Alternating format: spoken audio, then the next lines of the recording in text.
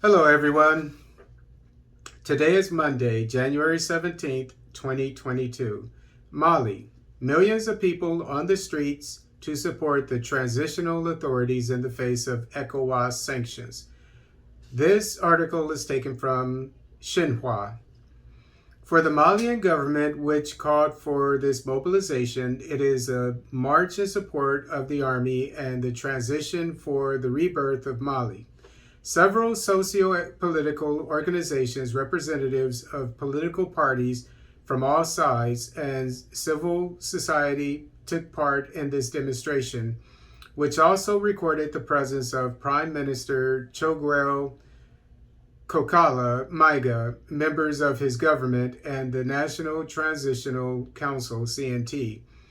In the capital, several thousand people gathered in Independence Square waving flags of Mali, as well as placards bearing slogans such as "Down with ECOWAS, long live the Malian army." The Malian people support their army.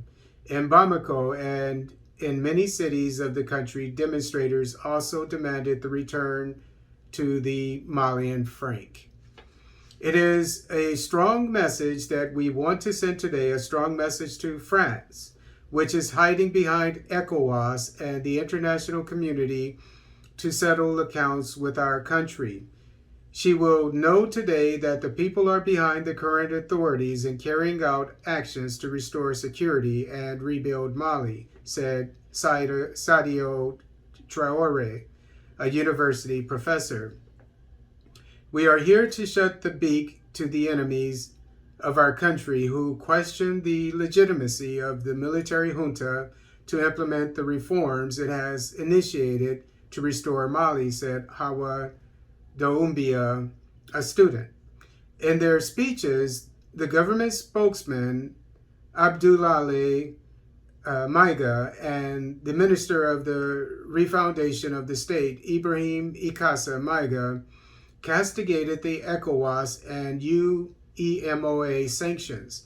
They nevertheless assured the population of the will of the Malian authorities to find a diligent solution to this new crisis. The Prime Minister gave the same assurance to the crowd while promising that Malians will now have a say in the management of their transition and later their country. Mr. Maiga also affirmed that in 7 months, the transitional authorities had better equipped the Malian army than in the past 20 years, which he says has led to the rise of the armed forces. Terrorists, some of whom are from ECOWAS countries, have been captured and are in the hands of the Malian authorities, he also announced in the process.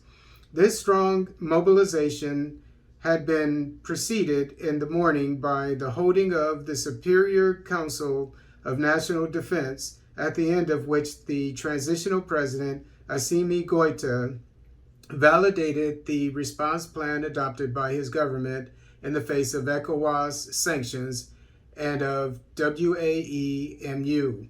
According to the government spokesperson, it is a comprehensive plan that tries to take into account the priorities and concerns of our populations in terms of the supply of basic necessities.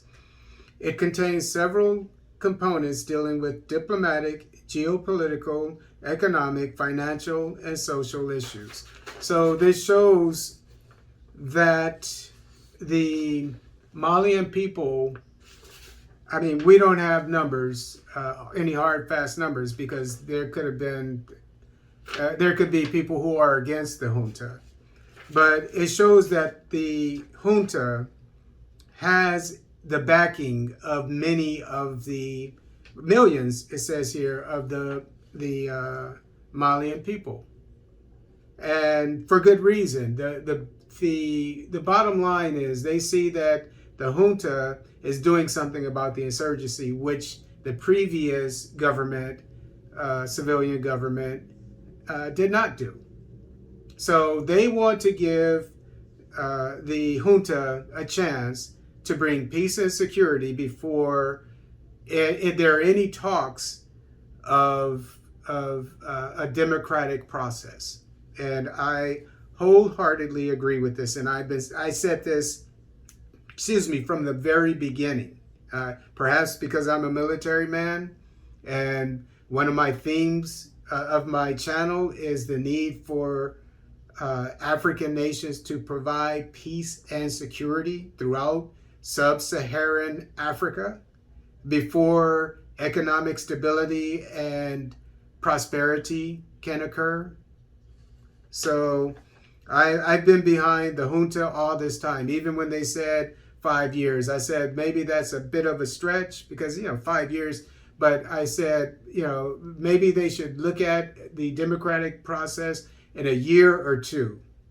After hopefully by that time, hopefully with the help of Wagner Group and the Russian military and buying materiel from Russia, as Colonel Goita has mentioned, they will be able to defeat this insurgency, I believe, within a year. This is my prediction, and I'm sure that they would want to have a democratically elected leader shortly thereafter, at least within a year. I mean, just to be reasonable.